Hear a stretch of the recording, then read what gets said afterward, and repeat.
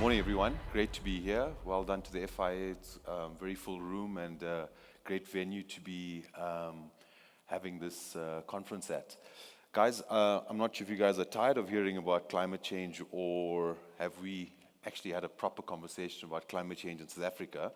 I know we all read various articles across the world, and I think all the international kind of news agencies talk about climate change quite a lot, but not a lot of focus on South Africa. So I thought maybe it's useful to zoom in a little bit on South Africa. Our data is not fantastic from a national level, so I've gone in and dug up a bit of Old Mutual historic data, try and figure out what's happening in South Africa from a climate change perspective, beyond what we just read. And I think it's useful for advisors and brokers when they're talking to customers about insurance. Okay, so quick agenda. So I want to just couple of slides on what the trends look like globally. I'm going to try and put up some stats from Old Mutual Insure, and I've got a bunch of articles from local publications that kind of give you an idea of what's happening in South Africa from a climate change perspective. And then what are we doing at Old Mutual Insure? Kind of maybe some thought-provoking stuff for insurers and brokers. And then obviously customers, brokers, there's lots to think about from an advice perspective when it comes to climate change. Okay, so I think a lot of you have seen a slide similar to this. I'll let you guys take it in. But this is, the pink line is the cost per year in billions in dollars. And the bars are the number of events that are kind of happening every decade. So I think pretty clear that the number of events are going up quite rapidly, and the cost is going up quite rapidly. Just maybe a side comment on the cost.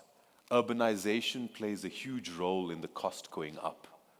The same event that happened in KZN last year, if it happened back in 1980, when it did actually happen, would have cost a very different amount. So we must just think about how our cities are changing globally and in South Africa, and what that means from a cost of claims or economic loss perspective. This is not just about insurance claims, obviously.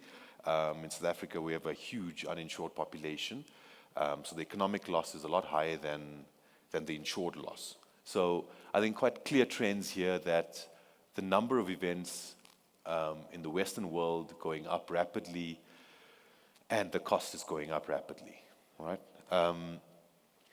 I went into Old Mutual Insure's database. We're quite a composite insurance company, quite well diversified from a location perspective. And I tried to split up kind of our catastrophe events since 1982 into small, medium, and large. I suppose one thing, there's been a market shift since 2000, and it's kind of upward trending. So very similar to the previous graph.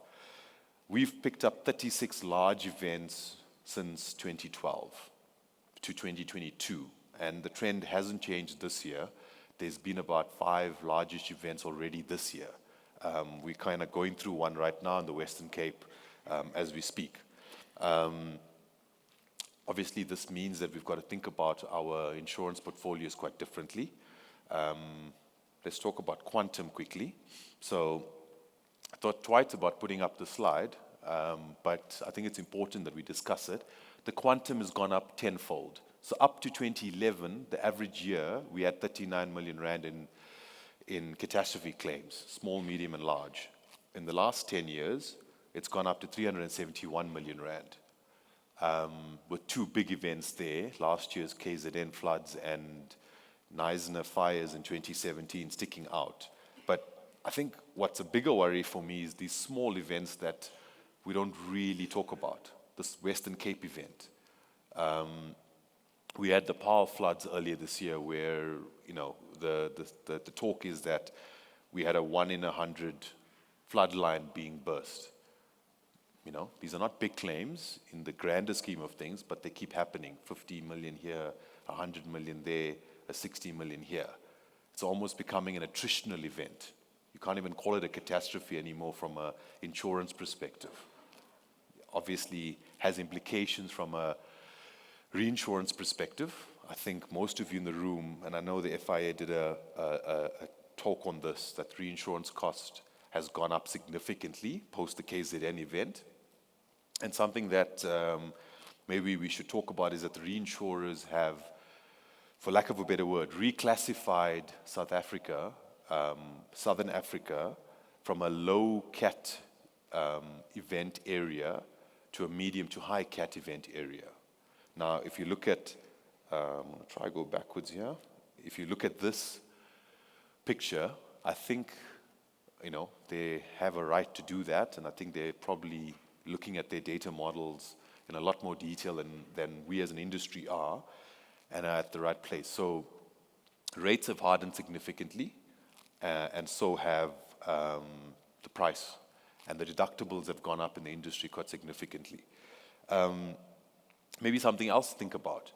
Historically, short-term insurance has been relatively stable from an underwriting margin perspective. And this increased catastrophe activity will increase that volatility.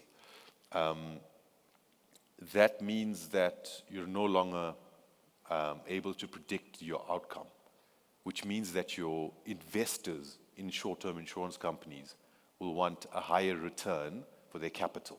And that's a serious consideration that we must think about. If you're going to make a massive loss in a year because of a KZN event, they'll want a lot more profits in the coming years. That's something we must think about, because the profile of investors in short-term insurance will change, which means that how we operate will be influenced by those investors.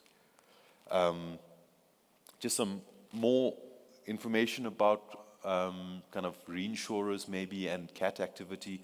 While Sasria wasn't considered a catastrophe, natural catastrophe event, it did hit the reinsurers quite hard. I mean, I think that number is probably understated at 32 billion rand.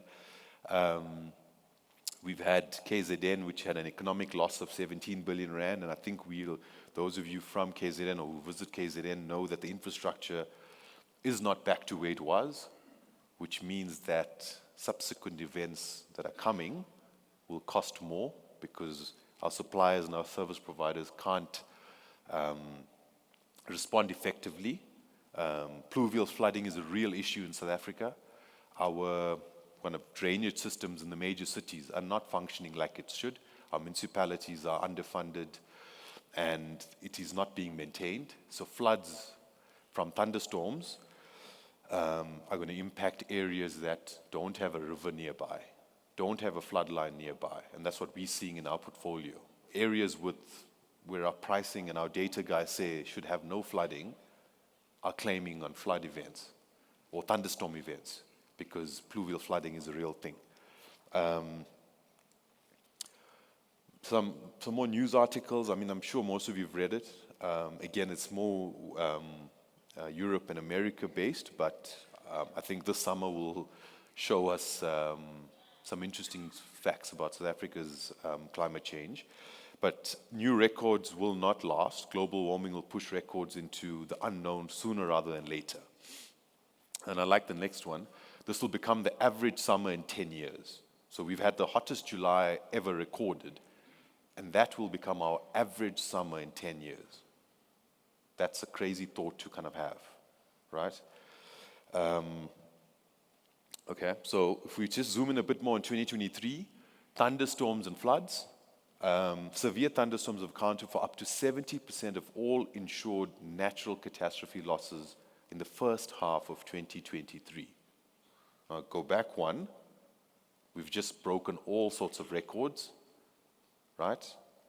With extreme heat comes thunderstorms. And there's a list of countries and the losses they've suffered. If you look at the bottom, it tells you that we've had $35 billion in claims from thunderstorms this first 6 months of 2023 versus a 10-year average of 18.4 billion. That's an astronomical shift in claims patterns. It's not even a trend line, it's just gone crazy. All other catastrophes have remained relatively stable at 19 billion rand, in the first half of this year. Now, if I talk for Old Mutual Insure, we've probably had 5 thunderstorm events this year in the first half of this year out of nowhere that have cost significant amount of money. Again, it's probably not going to make headline news like it would for some of these events that are listed there, but they keep happening at a 20, a 30, a 50 million rand event. And we're getting to a stage where internally we're not even calling it a catastrophe event. It's a unfortunate attritional event, right? That's how frequent they're becoming. Wildfires, again, if you've followed any sort of the news agencies, 42 million acres, I can't even picture what that looks like, have burnt across Canada, 600% higher than the current year-to-date average. So it's ridiculous numbers. Wildfires across Europe, economic loss of 4.43 billion. And 1 million acres of land destroyed in Greece, Spain, and Portugal quite recently. And then I think we know what happened in Hawaii, very sad, with no warning, a massive fire, right? Lots of people have died. Right now in South Africa, we're monitoring at least 3 fires on the one side of the Drakensberg. And as we speak, we're dealing with a relatively significant flood in the Western Cape. So, both events happening at the same time. It's becoming quite interesting managing a claims team, one side monitoring and managing fires, on the one side managing flooding claims, and the frequency of it is increasing. So just in summary of what's happening in 2023, 50 billion insured losses from natural catastrophes in the first half of 2023. That is already almost the same as last year's total claims.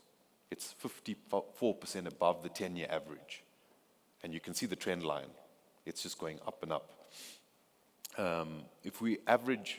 Maybe it's important to talk about economic loss as a concept, at least in South Africa. It's all good that insurance companies stand here and say, oh, we had a 50 million rand event. But our insured population is, I think, below 30 now, with the difficult economic conditions going on. So it's important that we also start thinking about economic loss. There's a lot of unfortunate people that don't have insurance. In Europe, 120 billion rand economic loss, which is a massive number, and as dollars. Maybe that's quite an interesting stat. 5 to 7% growth in the average annual losses since 1992. That's quite that's above inflation, 5 to 7%. So if we bring it back to kind of insurance premiums, insurance claims, that's quite a steady increase that you've got to think about. And I've shown you what Old Mutual Insure stats look like, and it sadly follows this trend. So we do need to start thinking about this in a lot more detail.